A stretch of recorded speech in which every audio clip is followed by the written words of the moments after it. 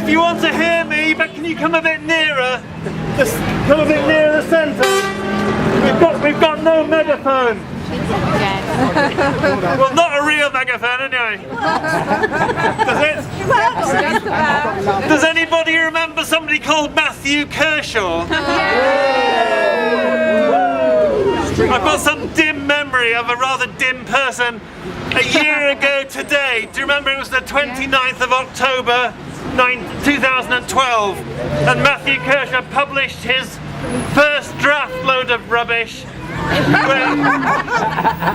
and we were thank you we were taken aback because even though we suspected it, we could barely believe that such a good hospital would be the focus of his work, and McKinsey doing 3 or 4 months work on another trust completely and turning themselves in circles and deciding to close Lewisham Hospital. I, like thousands and thousands of people across Lewisham today, can't stop smiling.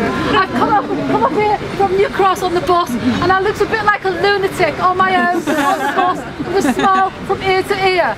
But with every right to smile, we celebrate and we continue to organise. The immediate thing that we're doing is we're demanding the resignation of Jeremy Hunt.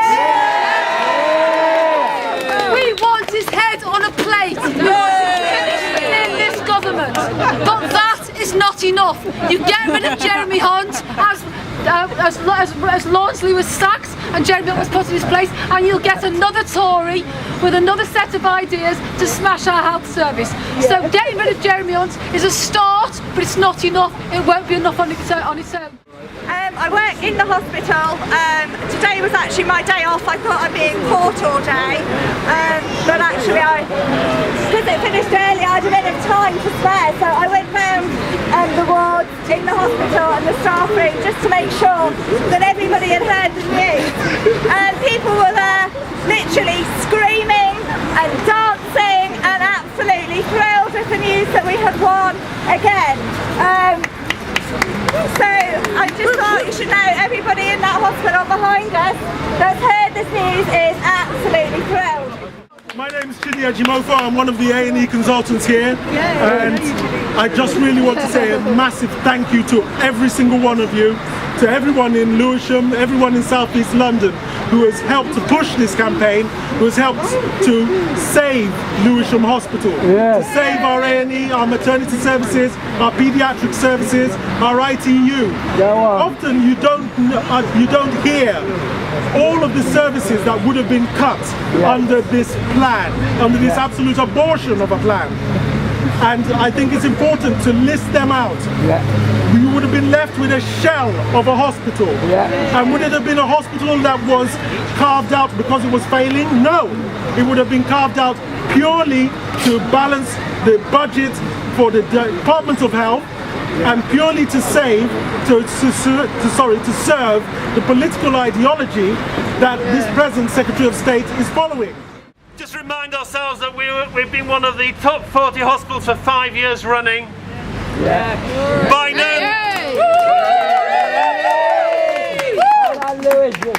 we know we're not perfect, we know the NHS is not perfect, but we're a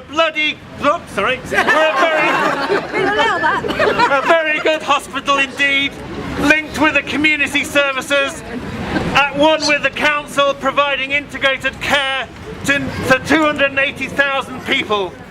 Hello there, my name's Ian, I'm a nurse at Queen Elizabeth Hospital. Just got off the new staff bus a moment ago. Just to say this is brilliant news. Lewisham needs its own admitting hospital for the same reason Greenwich needs its own admitting hospital, for the same reason Bexley needed its own admitting hospital. Jeremy Hunt, first of all, he ignored the law, he ignored the local clinicians. His job is meant to be representing people. If I was as bad at my job as him, I'd be in front of the NMC by now. They've used an unlawful mechanism which they hoped would win in Lewisham and allow them to go up and down the country closing hospitals.